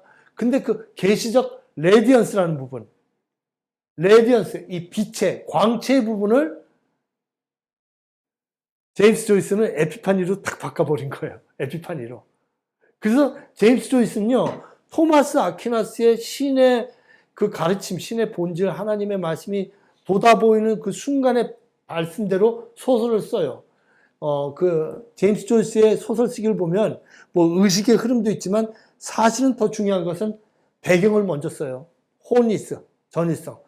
배경과 그것을 다 쓰고 그다음에 하모니 그 인물들이 어떤 관계를 맺는지 이걸 다 얘기해주고 소설 말미에서 레디언스 그 하나님의 말씀이라고 했던 토마스 아퀴나스의 그 레디언스의 부분을 에피파니 작은 구름처럼 이렇게 작은 구름으로 주기도 하고 그리고 아까 우리 침묵에 의하면은 그 침묵에 나온 것처럼 마지막에 밟아라 흠에 나이저부요 흠에 나는 큰 하나님이다. 너희들의 고통과 같이 한다. 그런 레디언스, 광채의 부분, 하나님의 말씀 부분, 그걸 에피파니로 탁 바꿔버린 거죠. 저는 거기다가 시네마를 붙인 겁니다. 시네마. 영화에서, 그 깨달음의 순간이 어디 있는가. 그렇게 제가 붙인 거죠. 그래서 여러분들 이 책의 목차를 보시면, 여기 목차를 보시면, 나중에 편집할 때는 이제 목차가 다 들어가겠지만, 연도가 앞에 이렇게 나오거든요. 이 연도는 영화를 제작한 연도가 아니에요. 이 영화에서 시네마 에피파니, 이 영화의 그 작가가 얘기하고자 하는 사건이 일어났던 그 역사적 연도를 저는 여기다 이렇게 적은 겁니다. 그래서 그 순서, 역순으로 현재부터 과거까지 쭉 역순으로 적은 거예요. 그래서 맨 마지막에 보면 이제 다윗 대왕이 있고 또 공자가 있죠. 그래서 그런 식으로 제가 쓴 겁니다.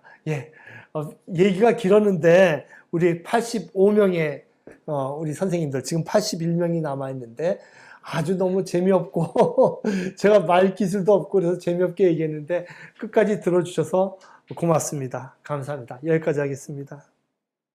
이 시간에는 지금 시간이 얼마 남지 않았지만 잠시 우리 저자이신 김은교 교수님께 질문을 던지고 또 대답을 얻는 그런 시간을 잠깐 갖도록 하겠습니다. 지금 두 가지 정도 질문이 올라온 것 같아요. 박순자님께서 올려주셨는데 교수님께 가장 큰 의미로 남는 에피파니는 무엇이었는지 궁금합니다. 잊을 수 없는 에피파니. 네. 잊을 수 없는 에피파니요? 네. 이건 제 개인적인 삶을 얘기하는 건가? 아마 그런 질문을 던지신 것 같아요. 저는 아주 놀라운 에피파니 평생 잊지 못할, 이거 글로도 안 썼는데, 글로도 안 쓰고, 제 친구들은 아는데, 좀 놀라운 에피파니를 경험한 적이 있는데, 그것도 깨달음의 순간이라고 그럴까? 계시라고 그럴까? 제가 이제 유학을 갔는데요. 유학을 가서 일본어도 제대로 못할 때였어요. 그래서 이제 제 스승이 이제 오무라 마소 교수님이란 분이 있어서 그분한테 찾아갈까 생각을 하고 3개월 유학 가고 3개월 지나서 와세대 대학을 놀러 갔어요. 제 친구랑. 한 분은 이제 김성수 교수라고 연세대 교수가 되는 제 친구하고 누구지? 그 번역 많이 하는 번역가죠. 송 선생하고 셋이 이제 그 와세대 대학을 가는데 와세대 정문에 이렇게 그 계단이 있어요. 교문에 들어가는데 교문을 하나 둘 셋 올라가는데 갑자기 환상이 확 보이는 거예요. 환상이 보이는데 뭐냐면 제가 일본어로 강의를 하는 거예요. 일본어로 강의를 해가지고 대낮에. 네. 그래서 뭐 몇 촌지도 모르겠고 그래서 멈칫했어요. 멈칫해가지고 송태욱이네요. 그 번역가가 송태욱이라고 검색하면 엄청나게 일본어 책 번역 많이 하는 친구죠. 그래서 송태욱하고 이제 김성수 교수한테 내 눈에 내가 지금 일본어로 이 학교에서 강의하는 걸 봤다고 그랬더니 막 웃는 거예요. 그래서 이거 시를 많이 써서 그렇다 그렇기도 하고 또 한 친구는 유학 와가지고 잠을 너무 못 잔 것 같다 이렇게 얘기를 했어요.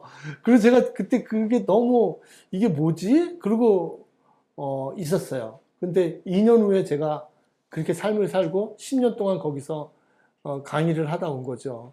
그래서 그걸 에피판이라고 해야 될까? 계시라고 해야 될까? 그래서 저는 이제 그때 짧은 순간을 보고 그런 생각을 했던 것 같아요. 내가 여기서 이 학교에서 계속 가르칠 수도 있다 생각하면서 더 열심히 공부를 하고 그 에피파니를 채웠던 것 같아요. 계시라고 해야 될까요? 깨달음이라고 해야 될까? 그거 외에 정말 많은 깨달음을 책을 통해서 또 많이 얻는 것 같아요. 책을 읽을 때마다 내가 얻는 것이 다 에피파니가 아닌가 이런 생각을 해봅니다. 네. 네. 뭐 들으면서도 굉장히 놀라운 네, 그런 순간이었던 것 같습니다. 지금 막 또 질문이 올라왔는데요. 네, 한 가지만 더 질문 드리겠습니다. 교리 중심의 종교와 에피파니 중심의 신앙을 표층 종교와 심층 종교의 비교를 통해 설명해 주시면 감사하겠습니다. 이거 참 어려운데. 네. 제가 여기서 제가 이런 말 할 자격이 안 되고 그 정도 공부나 삶이 부족하고요. 이 자리에서 수많은 목사님들, 학자들, 신학자들이 얘기하셨는데 저는 뭐 그런 깜냥은 안 됩니다. 그런 깜냥은 안 되는데 뭐 쉽게 얘기를 좀 해야 될 것 같아요. 그러니까 우리가 심층 종교, 지금 코로나 바이러스로 표층 종교를 따르는 것이 저는 어떻게 보면은 꼭 예배당에 가서 지난주에는 방호복 입고 예배 본 교회도 있더라고요. 네, 저도 봤습니다. 그러니까 이럴 날은 꼭 이제 따라야 된다. 그것이 교리하고 표층 종교와 맞은 현상이 아닌가 싶어요. 주일날 11시에는 무조건 예배를 받아야 된다. 그게 교리와 표층 종교. 예수님이 그러셨을까요? 지금 예수님 살아계시면? 예?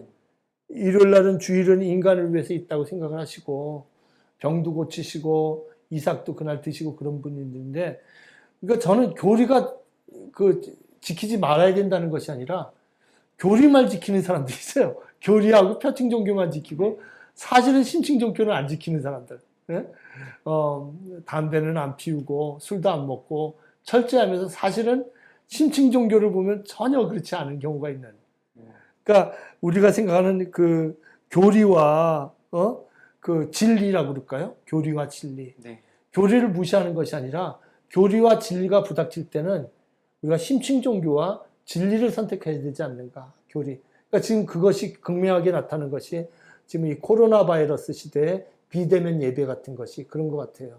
그래서 그거를 잘 선택을 해야지 교리를 따라가는 종교는 위험하지 않은가. 예, 그렇지만 교리라는 것이 수천 년 동안 회의를 통해서 이렇게 만들어 온 것이기 때문에 그 지식이 있고 그 판단에 의해서 만들어진 것이기 때문에 그것 또한 무시하지 말고 그것도 무시하지 않지만 그것을 먼저 선택하고 진리나 심층 종교적 태도를 외면할 때는 오히려 문제가 있지 않나 이런 생각을 해봅니다. 네, 감사합니다. 지금 뭐 이 시대에 너무 맞게 또 쉽게 설명을 해주신 것 같아서 질문에 답변이 잘 되었다라고 생각이 듭니다.